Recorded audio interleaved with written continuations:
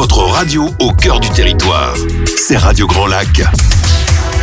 Cette émission vous est présentée par l'agence Gann Assurance, avenue Jean Jaurès à Chambéry. Vos assurances au quotidien. Arnaud vous donne les meilleurs conseils sur Radio Grand Lac. Bonjour à toutes et à tous, c'est Arnaud pour votre émission Vos assurances au quotidien. Bienvenue dans le grand bain de la vie locale pour cette nouvelle émission Vos assurances au quotidien. Je suis ravi de vous retrouver dans ce contexte printanier. Le soleil tarde à venir, mais il est là. J'en ai profité quelques minutes avant de rentrer dans le studio. J'ai bu un café avec mon ami Jean-Pierre qui est derrière la console, qui est toujours attentif à ce que je peux vous dire. Et je prends toujours ses remarques de façon positive, puisqu'elles me font progresser. Vous savez, je fais de la radio depuis pas longtemps finalement, et j'ai eu la chance dans mon parcours d'agent d'assurance de rencontrer Jean-Pierre et Sandra qui m'ont mis sur les rails de la radio. Voilà, je vous l'ai jamais dit. On va sortir les mouchoirs, monsieur Germain. Vous inquiétez pas, monsieur Germain, j'ai un exemple dans mon cas pratique d'assurance où c'est monsieur et madame Germain. On va vous retrouver en référence. Blague à part, aujourd'hui, je vais vous parler de l'assurance des prêts immobiliers. Alors pourquoi je vous en parle aujourd'hui, chers auditeurs, c'est tout simplement parce que on assiste à un regain du marché de l'immobilier. Alors mes amis agents immobiliers me diront oui Arnaud, il est relatif quand même ce regain, mais en tout cas nous on constate à l'agence une augmentation du nombre de demandes d'assurance emprunteur, qu'on soit sur des souscriptions de nouveaux prêts ou bien de renégociation d'emprunts, et en particulier des conditions d'assurance, puisque vous savez qu'il y a une loi, la loi Lemoine, qui vous permet aujourd'hui de changer plus facilement. Je vais revenir sur cette possibilité qui vous est offerte pour être bien couvert, voire mieux qu'avant, et réaliser des belles économies. Le nerf de la guerre en assurance, bien sûr, les primes qu'on paye, mais derrière un contrat d'assurance et des primes, vous avez des risques qui sont assurés, et ce qui est important pour n'importe quel domaine à assurer, votre emprunt, votre auto, votre habitation, c'est d'être bien couvert. Regardez toujours le niveau des garanties, et je répète jamais assez, faites le point avec votre conseil en assurance ou votre agent général pour s'assurer que vous avez les bonnes garanties et qu'elles correspondent à votre besoin. Déjà, avant de parler de cette loi Lemoine, je voulais juste rappeler à nos auditeurs qu'est-ce que c'était l'assurance emprunteur ou l'assurance de prêt, comme on dit communément, l'assurance de prêt ou de crédit. Eh bien, c'est une garantie, une assurance de personne. On va pas assurer un bien, on va assurer une personne. Et la garantie qui va être souscrite couvrira l'emprunt, la somme qui est due à la banque, qu'il s'agisse d'ailleurs d'un prêt immobilier, d'un crédit à la consommation ou même d'une dette personnelle. On peut se faire prêter de l'argent par ses parents, on peut assurer également cette dette. Eh bien, l'assurance emprunteur va permettre de garantir le paiement des échéances de prêt, dans le cas où l'emprunteur serait en incapacité de rembourser l'intégralité de ce qui reste à rembourser. Mais aussi, l'assurance emprunteur va permettre de rembourser directement par l'assurance le capital restant dû à la banque en cas d'événement grave, c'est-à-dire d'invalidité. Alors il y a différents niveaux d'invalidité, je vous en parlerai. En cas d'invalidité et bien sûr de décès. L'assurance emprunteur est une assurance qui est souscrite dans le cadre d'un prêt immobilier, mais le bénéficiaire de l'assurance emprunteur, même si on parle de contrat de prévoyance, puisqu'on assure effectivement un aléa qui est sur celui de la santé et de la vie humaine, le bénéficiaire d'un contrat d'assurance emprunteur, c'est jamais l'emprunteur lui-même, c'est la banque, puisque c'est la banque qui vous a fait le prêt, donc c'est les échéances qui seront payées par l'assurance à la banque ou le capital dans les cas graves dont je vous parlais. Donc cette assurance, elle va permettre deux choses. Elle va permettre à l'organisme prêteur, votre banque, de se protéger en cas d'événement imprévu, qui entraînerait une impossibilité à rembourser le prêt que vous avez contracté, pour différents risques, la maladie, l'invalidité et le décès. Et puis surtout, elle va permettre à votre entourage de faire face financièrement à cet imprévu. Le marché de l'immobilier dans notre belle région, il est tendu en termes de prix. On est sur des niveaux de prix relativement élevés. Ça veut dire que, et ça on le constate sur les études même locales, que le montant des emprunts d'aujourd'hui est plus important que le montant des emprunts faits il y a 10 ans, 15 ans ou 20 ans.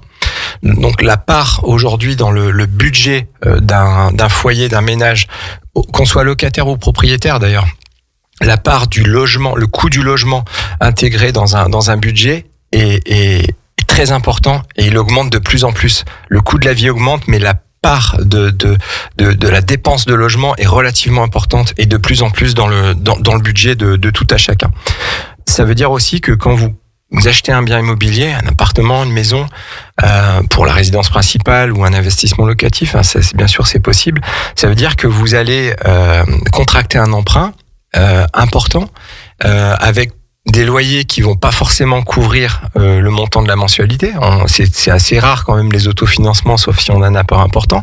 Et puis surtout, ça va représenter une part du budget important, probablement plus importante quand on est propriétaire avec une mensualité de crédit que locataire avec un loyer à payer à son propriétaire.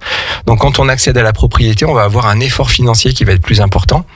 Cet effort financier, va falloir tout simplement l'assurer du mieux possible.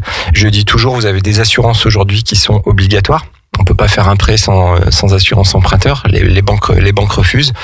Pour autant, si les banques acceptaient, est-ce que tout à chacun, on serait d'accord pour contracter un prêt de 150 000, 200 000 euros, 300 000 euros pour acheter un appartement ou un local d'entreprise si on est une entreprise, sans qu'il y ait une assurance sur la tête de l'emprunteur?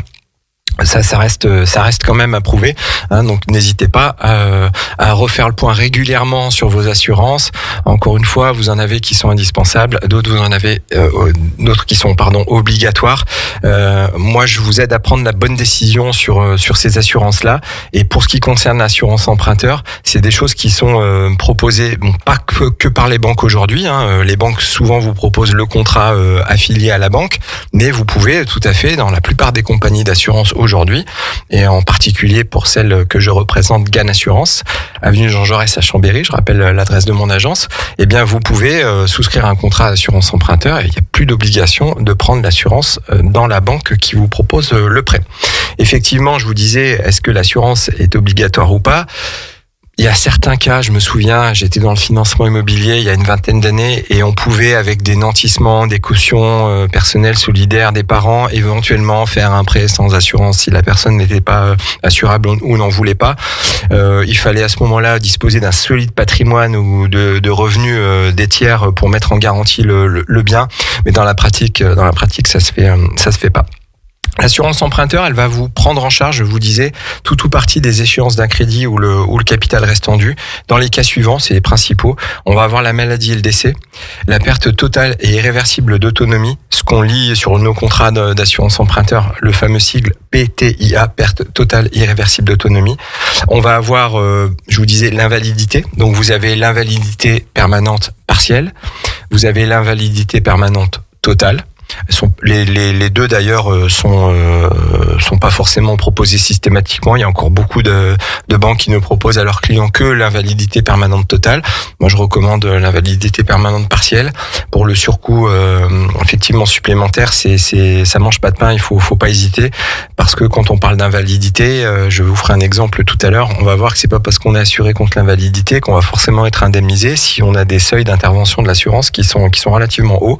Et je vous disais, c'est la plupart des cas malheureusement de prise en charge des mensualités par la compagnie d'assurance dans le cadre d'une assurance emprunteur, ça va être l'incapacité temporaire de travail, ce que vous retrouvez sur votre offre de prêt, sur votre contrat de prêt, c'est l'ITT. Voilà. On en parle aussi dans le cadre des contrats de prévoyance et d'arrêt maladie au niveau d'un arrêt professionnel. Ça vous donne des revenus de remplacement. La sécurité sociale, en cas d'incapacité temporaire de travail, vous donne des indemnités journalières, que vous soyez indépendant ou salarié.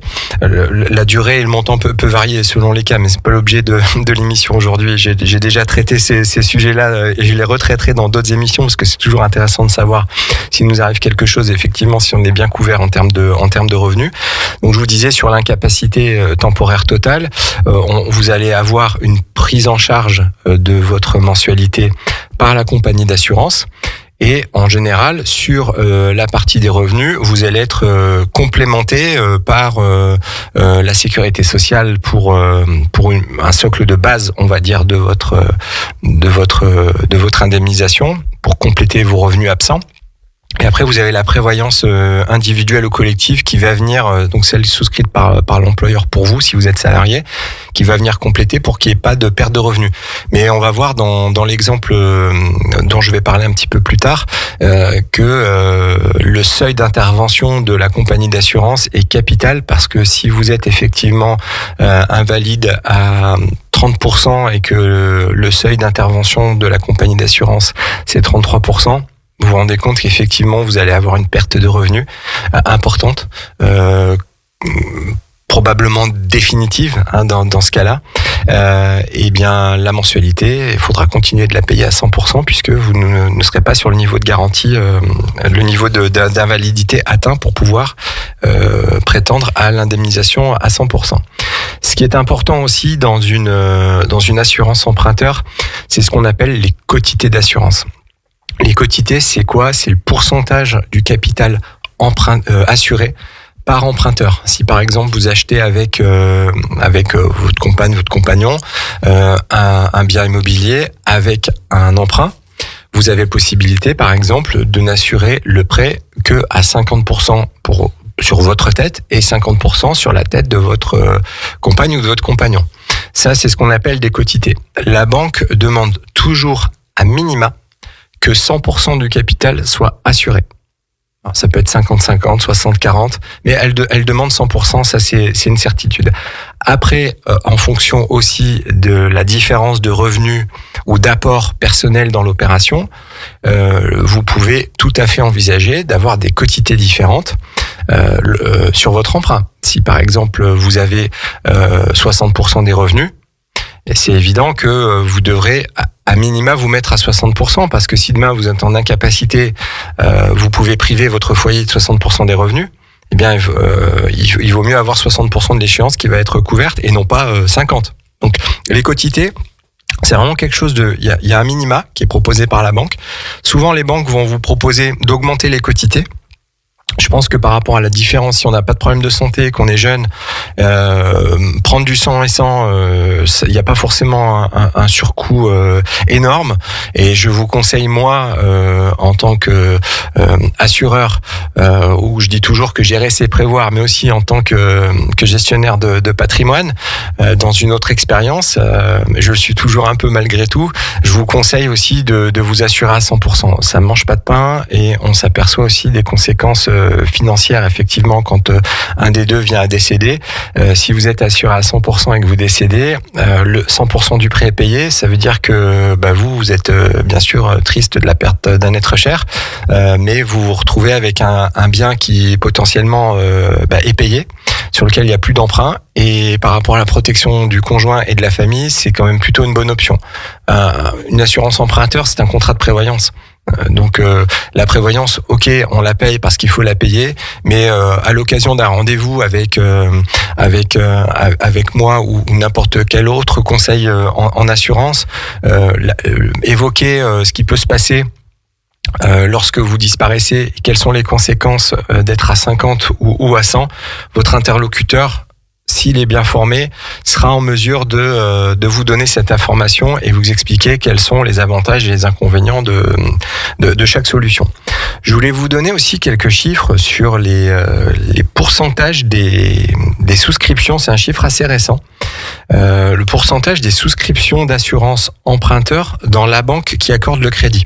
Aujourd'hui, vous pouvez choisir librement, encore plus qu'avant. Ça, c'est vraiment un plus pour le consommateur, pour l'emprunteur. Aujourd'hui, on peut choisir son assurance où on veut. On n'est plus obligé de prendre le contrat de la banque. Je sais pas si vous avez une idée à l'heure où vous nous écoutez ou m'écoutez du pourcentage de personnes qui prennent l'assurance dans la banque. C'est 80%. Aujourd'hui, vous avez 80% des emprunteurs qui souscrivent leur assurance dans la banque qui accorde le crédit à l'emprunteur. C'est pour des raisons de praticité. On s'évite des démarches administratives, c'est vrai que c'est plutôt pas mal. Mais le plus souvent, c'est par manque de connaissances de la législation qui autorise désormais à souscrire un contrat d'assurance auprès d'un établissement différent. Moi, je suis dans la partie, comme on dit, donc je suis au fait de ce qui se passe sur les assurances. Vous imaginez bien, maintenant, des prêts immobiliers, on en fait combien dans sa vie? On en fait peut-être 1, 2, 3, maximum 4, parce que on n'achète pas non plus tous les 4 matins. Eh bien, on a une méconnaissance aujourd'hui, les gens ont une méconnaissance de cette possibilité. Par contre, celui qui a envie aussi de changer d'assurance emprunteur après avoir souscrit son emprunt dans la banque, eh bien peut désormais aussi, et pas que, on va dire, à la création du prêt, mais dans la gestion du prêt, dès l'obtention du prêt, dès la première mensualité, dès la signature chez le notaire, on peut demander aujourd'hui à changer d'assurance. Voilà. Ça, c'est hyper important. C'est un avantage qui est énorme. Moi, je viens de le faire à titre personnel. J'ai contracté un emprunt immobilier et pour des raisons de timing, j'ai pris l'assurance à ma banque. Bon, bien sûr, j'ai changé derrière. J'économise 30 € par mois. Alors, on va dire 30 € par mois, pour certains c'est beaucoup, pour d'autres c'est un peu moins, mais 30 € par mois, si vous mettez ça sur 25 ans, ce qui est mon cas, ben ça représente quand même une sacrée somme. C'est de l'argent que je peux économiser, que je peux dépenser aussi. Je peux me faire plaisir avec 30 €. Bah oui, on fait des choses avec 30 €. Donc il ne faut pas hésiter lorsque vous rencontrez votre banquier pour un projet immobilier, et je vous conseille de le faire dès le début de l'entrée en relation, on va dire, avec votre banquier sur ce projet-là, d'évoquer tout de suite la délégation d'assurance, puisque lui vous dira c'est possible, c'est pas possible pour telle et telle raison. Alors, dans la plupart des cas, c'est possible, rassurez-vous, mais c'est surtout que ça va lui donner à votre banquier, au prêteur, une idée du temps qu'il aura devant lui pour mettre en place cette garantie. Il y a un petit peu de travail administratif en plus, il n'y en a pas tant que ça, et je vous promets que ça peut, à garantie équivalente, vous rapporter de belles économies. Je vous propose qu'on fasse une pause musicale et on se retrouve après la pause musicale, et je vous expliquerai la différence entre une assurance emprunteur de groupe proposée par la banque et une assurance emprunteur individuelle.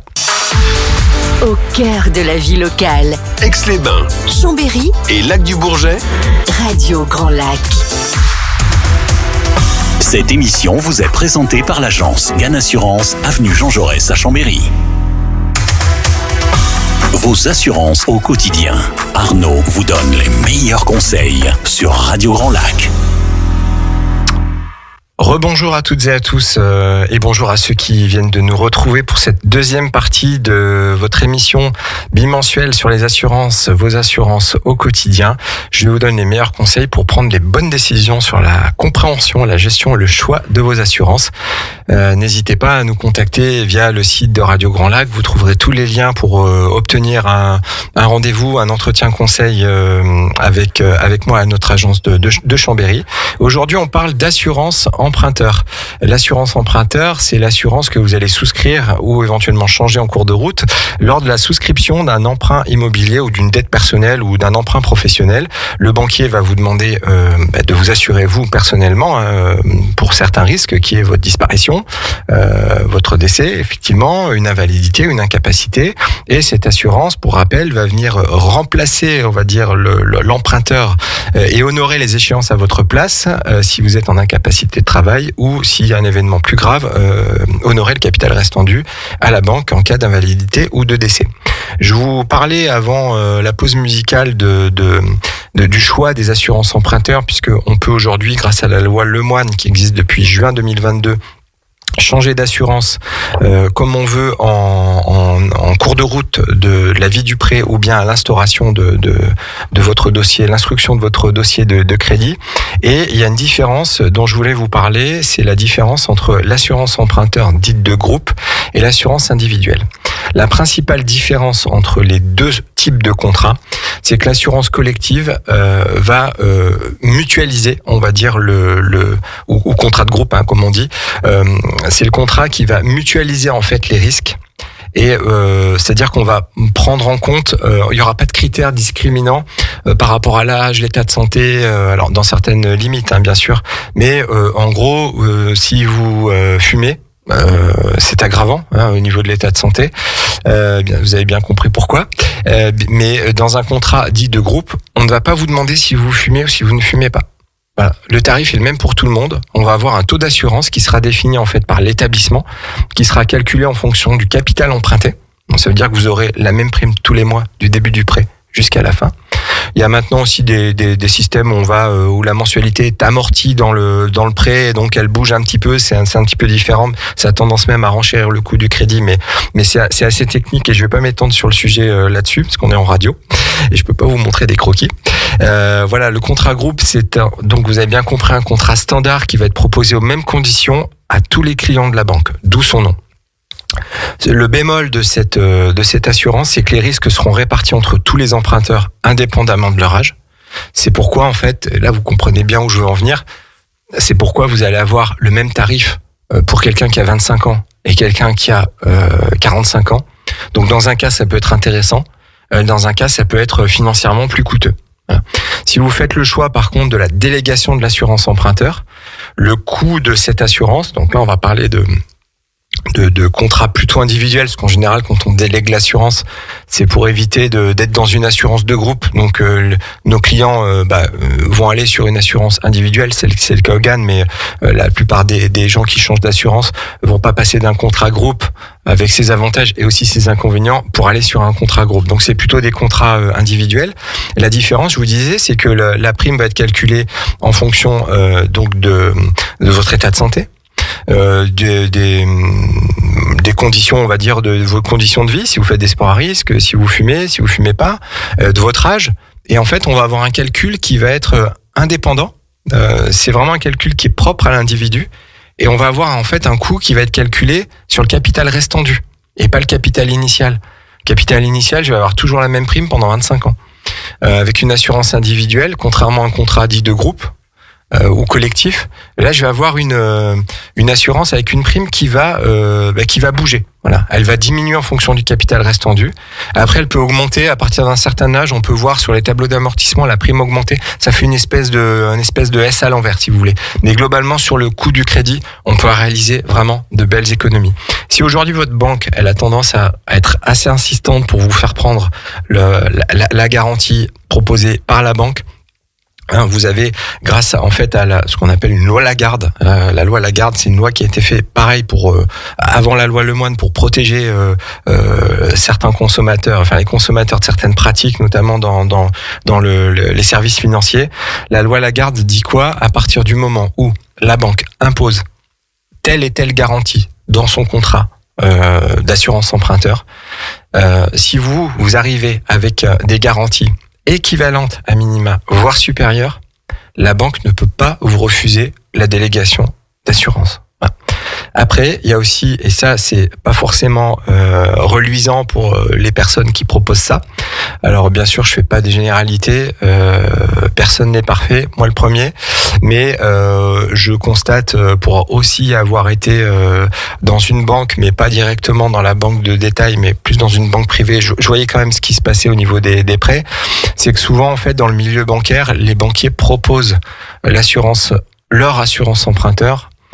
En face de ça, il y a un taux d'emprunt qui est important. Ça représente 70% du coût d'un emprunt, les intérêts. L'assurance représente 30% du coût d'un emprunt. Et j'ai souvent vu, et je le vois encore aujourd'hui, des banquiers qui disent, je pense que le procédé est pas très honnête, si vous prenez l'assurance ailleurs, eh bien, vous allez faire des économies, certes. Par contre, le taux de mon crédit, c'est plus 3,5, ce sera 3,8. Et là, malheureusement, avec ce petit marchandage entre guillemets qui est plutôt bon enfant, qui est pas mal intentionné, les gens disent allez, je vais prendre, c'est plus important le taux d'emprunt. Je vais prendre l'assurance de la banque et puis je changerai après. Puis vous voyez comment ça se passe. Des fois, on se dit, je ferai ça après. Puis moi, le premier, on oublie parfois ces bonnes résolutions. Donc, je vous conseille, si vous êtes en recherche d'un emprunt, de faire les démarches maintenant. Ça prend un petit peu plus de temps, mais après, vous êtes tranquille. Je vous parlais des lois. Je vais vous redonner un peu le contexte juridique. Depuis juin 2022, vous avez la loi Lemoine qui remplace la loi Hamon, qui datait de 2014. Et vous avez également l'amendement Bourquin, qui a été fait en 2018 et qui permet finalement aux assurés de résilier à tout moment leur assurance de prêt sans condition de délai. Alors ça concerne uniquement les prêts immobiliers à usage d'habitation, avec une obligation d'équivalence de garantie. Mais on peut tout à fait aujourd'hui choisir une autre assurance que l'assurance proposée par sa banque. Je vous parlais de mon cas personnel. Je parle aussi, en ce moment, on a beaucoup de demandes d'assurance emprunteur, parce que c'est un sujet qui est quand même d'actualité, surtout dans un contexte où les taux, malgré tout, restent élevés, malgré une petite baisse. Bien, c'est normal de vouloir faire des économies. Donc, nous, à l'agence, on a beaucoup de demandes. Il semblerait que mes confrères, c'est la même chose. Donc, tant mieux pour les assurés, tant mieux pour les assureurs. Si tout le monde peut gagner grâce à ces renégociations et à cette loi qui est quand même plutôt une bonne idée, eh bien c'est gagnant-gagnant et je vous recommande de le faire. On parlait tout à l'heure des garanties. Les garanties sur un prêt, les principales, je vous les rappelle, PTIA, perte totale et irréversible d'autonomie, invalidité permanente totale, ce qu'on appelle l'IPT, et l'invalidité permanente partielle. Aujourd'hui, il faut savoir que vous avez des seuils d'intervention qui sont assez élevés. Je parle par exemple du seuil d'intervention de l'invalidité permanente totale, l'IPT, et il faut être invalide le taux constaté. Il y a des croisements entre différents barèmes, notamment le barème de la Sécu. Votre taux doit être entre 66 et 99%. C'est-à-dire concrètement, si vous êtes invalide, vous avez une invalidité permanente partielle de 50%. Si vous n'avez pas pris l'option invalidité permanente partielle, vous aurez que l'IPT, je vais y arriver, et vous n'aurez pas de prise en charge de la mensualité ou du capital par l'assurance, puisque vous serez en dessous du seuil d'intervention. Donc, bon à savoir, n'hésitez pas, c'est pas parce que la banque vous propose que l'IPT, invalidité permanente totale, n'hésitez pas à demander ce que ça coûte avec l'IPP, invalidité permanente partielle. Donc ce taux-là doit être compris entre 33 et 66%. Voilà. Bon à savoir aussi la notion d'incapacité temporaire de travail, ce qu'on appelle l'ITT. Elle intervient en cas d'impossibilité temporaire d'exercer son activité professionnelle. Dans certains contrats, vous avez faut faire attention toujours aux mots. Les mots ont un sens. Vous avez certains contrats où vous avez incapacité temporaire totale de travail. Donc c'est vous avez bien compris, l'impossibilité temporaire d'exercer son activité professionnelle, mais dans certains contrats, notamment les contrats sur Internet, vous pouvez trouver incapacité d'exercer toute activité professionnelle. Et toute, ça signifie n'importe laquelle. Ça veut dire que si vous avez telle profession et que votre incapacité ne vous empêche d'exercer cette profession-là, mais vous permet d'exercer une autre activité, il n'y aura pas de prise en charge par le contrat d'assurance, puisqu'on n'était pas sur votre activité professionnelle propre, mais sur toute activité. C'est pas la même, vous voyez, on passe de l'activité déclarée à n'importe quelle activité. Il peut y avoir une différence, elle est très simple. Dans un cas, vous êtes indemnisé, et dans l'autre, vous ne l'êtes pas. Je voulais vous parler également des notions de carence, de franchise qu'on retrouve souvent dans les assurances. C'est deux choses qui sont différentes. Le délai de carence, c'est un délai entre la souscription du contrat et la prise d'effet de la garantie. Ça veut dire que il vous arrive un sinistre. Alors on le retrouve aussi dans d'autres types de contrats d'assurance. C'est-à-dire que l'assuré n'est pas couvert pour les sinistres présents au contrat en lien avec la garantie si le sinistre est arrivé dans cette période dite de carence. Donc, le contrat est bien actif, mais il ne peut pas produire d'effet, il peut pas produire d'indemnisation de prise en charge. C'est à pas confondre avec le délai de franchise. Le délai de franchise, c'est la période pendant laquelle la garantie a pris effet, mais aucune prestation ne peut être versée à l'assuré. D'accord ? Vous avez bien compris la différence entre les deux. J'ai souscrit mon contrat avec une carence. Le contrat peut produire ses effets à partir de telle date. Le délai de franchise, on va avoir en fait une sorte de durée de tampon pendant laquelle je serai bien effectivement assuré, mais assuré. Mon contrat prendra effet, mais je pourrai avoir une indemnisation que plus tard. Si je veux être indemnisé par exemple rapidement, si j'ai un délai de franchise de 90 jours, je serai indemnisé qu'à partir du premier jour du 4e mois. D'accord ? Donc ça c'est important. On peut modifier, lorsqu'on renégocie son assurance, on peut modifier le délai de franchise. Ça dépend aussi de votre couverture personnelle et professionnelle.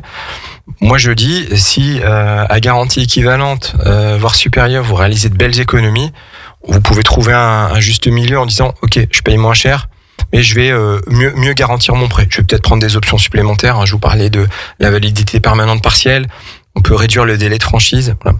Ce que je vous disais sur le contrat, notamment je reviens sur le délai de carence, il est librement défini dans les conditions du contrat, mais en général, il est compris entre 1 et 12 mois. Je prends l'exemple du suicide. Par exemple, le suicide ne pourrait être garanti qu'à partir de un délai supérieur à 12 mois. Ça veut dire que si effectivement il y a un décès dû à un suicide, avec l'application du délai de carence, eh bien en fait le contrat, si ce risque arrive, il y aura pas d'indemnisation. Voilà. J'espère que vous avez compris. C'est pas toujours évident de comprendre la différence entre le délai de carence et de franchise, mais il y a quand même quelque chose à savoir et je trouve que c'est intéressant.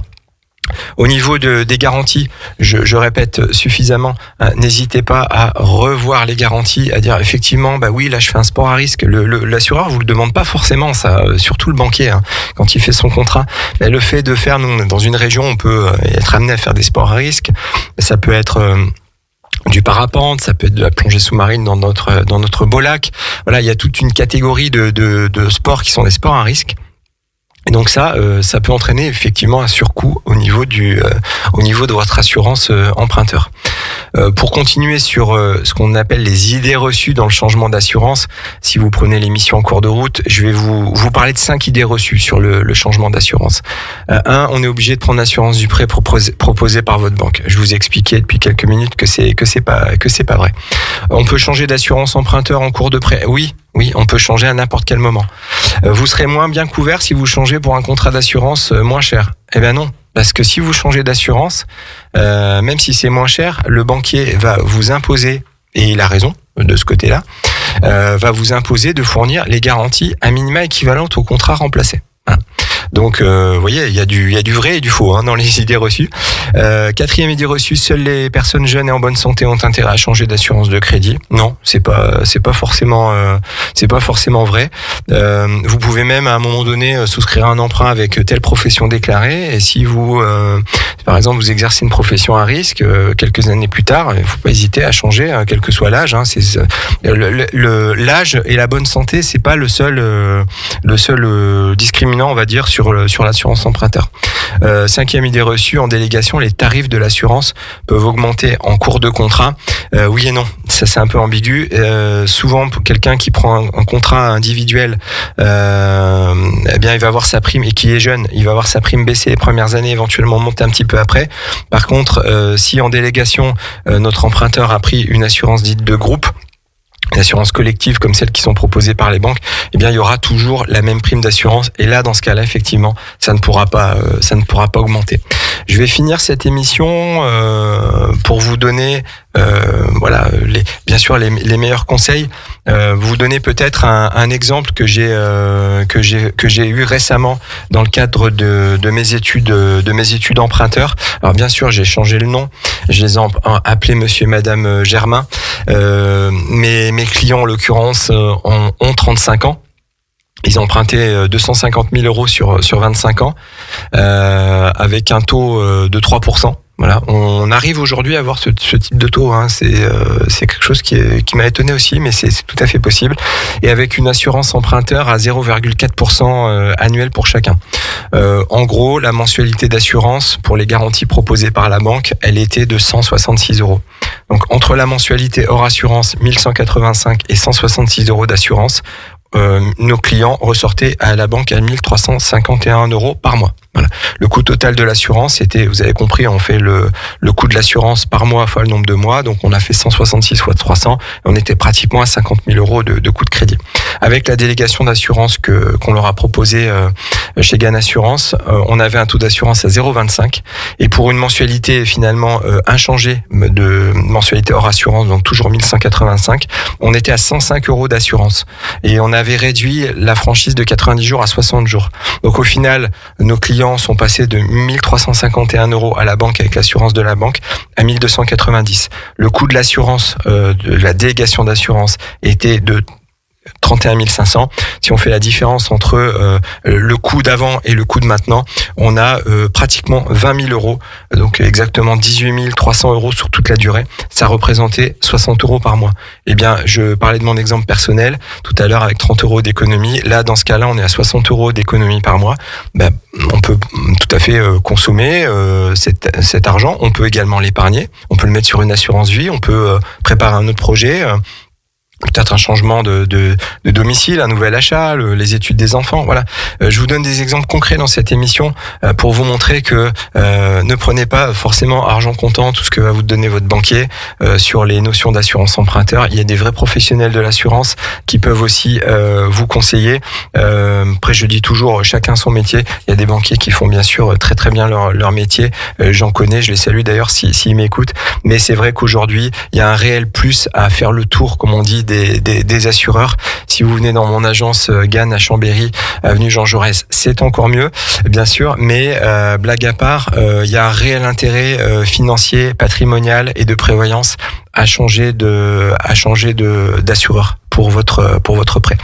Si vous venez nous voir à l'agence, Gannes Assurance a une campagne commerciale qui vous permet, si on fait une demande d'adhésion d'assurance emprunteur avant le 17 mai, donc on a encore un petit peu de temps, vous avez 3 mois offerts sur votre cotisation d'assurance emprunteur. Et si vous réalisez une co-souscription, on peut également vous proposer un rabais de 5% supplémentaire sur la prime. C'est plutôt pas mal. Et voilà, je vous ai donné des exemples concrets pour vous dire que c'était une bonne opération de faire ça. Si vous venez chez Gannes Assurance, vous aurez un avantage financier également important. Je vais rendre l'antenne, mais avant, je vais vous parler des émissions du jour. On aura à 12h05 Fabien pour l'émission On passe à l'action. Je pense que Fabien est dans les starting blocks à côté avec son invité et il attend que je m'en aille pour pouvoir s'installer. À 13h, on aura Demandé le programme avec Sandra et Christine. Et à 18h30, on aura le grand bain de l'écho avec mon ami Benjamin. Vous avez 3 belles émissions en perspective aujourd'hui sur Radio Grand Lac, le grand bain de la vie locale. Je vous retrouve dans un mois. Voilà, puisqu'il y a le pont du 8 mai. Donc, comme mon émission est tous les 15 jours, il n'y aura pas d'émission. Mais elle est disponible en podcast sur YouTube, comme toutes les émissions d'ailleurs de Radio Grand Lac. Je vous retrouve dans un mois avec un grand plaisir. Peut-être un invité sur un sujet, sur les assurances, en espérant que ce sujet vous passionne autant que moi.